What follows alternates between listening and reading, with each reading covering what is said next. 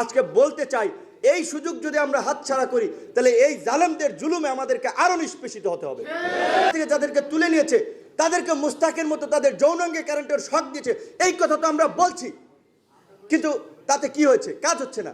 তো এখন আমেরিকা বলছে, যেটা আপাও বলেছে, আশাবাদী হয়েছেন, আপনাদেরকেও সেই পরিস্থিতি বুঝতে হবে যে আমেরিকা এখন এই সরকারের মানে ডিপ্লোমেসির ভাষায় যে একটা কোয়াইট ডিপ্লোমেসি, একটা ওপেন ডিপ্লোমেসি, ওপেন ডিপ্লোমেসি বলছে সারা বিশ্বকে যে বাংলাদেশের এই গণতন্ত্র বিরোধী মানবতা বিরোধী সরকারকে তারা সমর্থন করছে না। কিন্তু আমরা জনগণ যদি মানে বাস্তব কথা হচ্ছে এখন কম্বলের নিচে মুড়ো দিয়া খালি স্বপ্নে দেখি যে আমেরিকা এবার একটা কিছু কইরা ফেলাইলো, তাহলে কিচ্ছু হবে না। সিম্পল কথা, কিচ্ছু হবে না।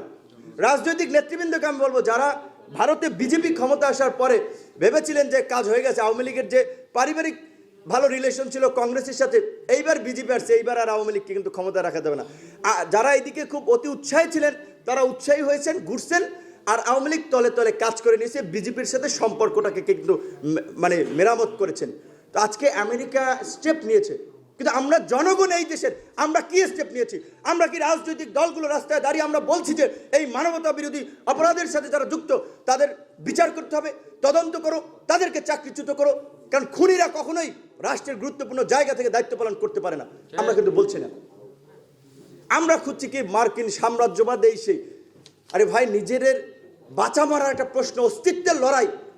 18 এবং 14 সালের 6 জন মানুষ 18 কোটি মানুষের ভাগ্য নিয়ে সিনেমিনি খেলেছে, এরকম একটা নির্বাচন করেছে। 18 সালে 8 জন মানুষ ডিসাইড করেছে যে তারা এই গভর্নমেন্টকে ক্ষমতা রাখবে। 6 জন মানুষ 14 সালে, আর 18 সালে 18 জন মানুষ 18 কোটি মানুষের ভাগ্য নিয়ে তামাশা করবে, আর আমরা মেনে নিচ্ছি। সারোয়ার ভাই বলেছেন, তারপরে আমাদের জায়েদ ভাই বলেছেন, জিও পলিটিক্যাল জায়গা থেকে, আন্তর্জাতিক কনসার্নের জায়গা থেকে আমাদের একটা সুযোগ তৈরি হয়েছে। কিন্তু আমি সতর্ক করতে চাই আপনাদেরকে, আজকে বলতে চাই, এই সুযোগ যদি আমরা হাতছাড়া করি তাহলে এই জালেমদের জুলুমে আমাদেরকে আরো নিষ্পেষিত হতে হবে। আপনাদেরকে বলবো, যখন সময় আসবে কিছু দেখতে পাবেন, সর্বোচ্চটুকু নিয়ে লড়াই সংগ্রামের জন্য প্রস্তুত হতে হবে। আমাদের আমসামিন ভাই সহ আরো অনেকে বলছেন, আমরা একজনকে টেনে হিসড়ে ক্ষমতা থেকে নামিয়ে আরেকজনকে ক্ষমতায় বসানোর জন্য এই লড়াই সংগ্রাম করছি না। আমরা এই দেশকে গড়তে চাই। 50 বছরে রাষ্ট্রীয় প্রতিষ্ঠানগুলোকে এখন পর্যন্ত গড়া হয় নাই। আমরা একটা স্বাধীন নির্বাচন কমিশন চাই, আমরা একটা স্বাধীন জুডিশিয়ারি চাই, আমরা স্বাধীন গণমাধ্যম চাই, আমরা এই দেশের মানুষের মৌলিক অধিকার, মানবাধিকার চাই। সেগুলো বাস্তবায়ন করার জন্য আমাদের এই রাজনীতি, আমাদের এই লড়াই সংগ্রাম।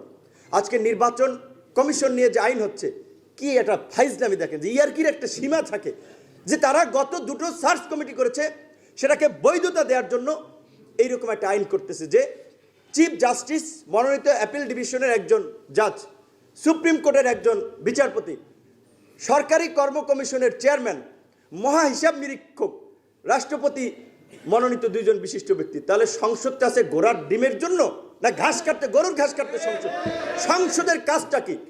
আপনার সুশাসনের জন্য নাগরিক সুজন একটা ড্রাফট আইন দিয়েছিল, চমৎকার একটা আইনের কনসেপ্ট। আমি মনে করি যে পার্লামেন্টের প্রধান, 3টি প্রতিনিধিত্বকারী রাজনৈতিক দলের 3 জন সাংসদ, 2 জন বিশিষ্ট নাগরিক সমাজের প্রতিনিধি, এইভাবে এটা একটা পার্টিসিপেশন থাকে, যে পার্লামেন্টের পার্টিসিপেশন আছে। আজকে যে পাকিস্তান বলে আমরা গালি দিই, সেই দেশের নির্বাচন কমিশন আইন যদি প্রক্রিয়া দেখেন, চমৎকার। সরকার এবং বিরোধী দলের সমঝোতা ছাড়া নির্বাচন কমিশন নিয়োগ পায় না। ভারতের কথা দেখেন, আমাদের প্রতিবেশী নিকটবর্তী দেশ, প্রেসিডেন্ট নিয়োগ দেয়, কোনো বিতর্ক হয় না, আর বিতর্কিত ব্যক্তিকে প্রেসিডেন্ট নিয়োগ দেয় না। শ্রীলঙ্কার কথা দেখেন, অথচ আমরা একটা আইন করছি, একটা ফাইজলামির আইন, সংসদে তাদের সংখ্যাগরিষ্ঠতা আছে, যা ইচ্ছা তাই করছে।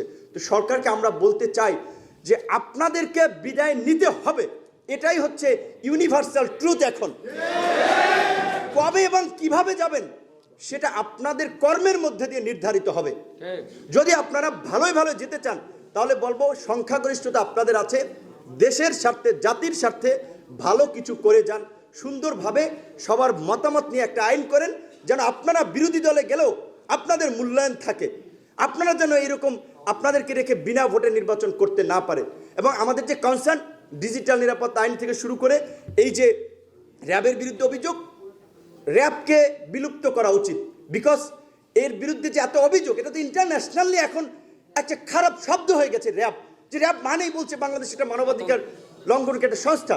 যেভাবে বিডিআরকে আপনার নাম চেঞ্জ করে পোশাক পরিবর্তন করা হয়েছে না, বাস্তব কথা হচ্ছে আমার ব্যক্তিগত কনসার্ন থেকে র্যাবকে এখন বিলুপ্ত করা উচিত বা এটাকে অন্য নামে ডাইভার্ট করতে হবে, আদারওয়াইজ আমরা আরও সমস্যার সম্মুখীন হব।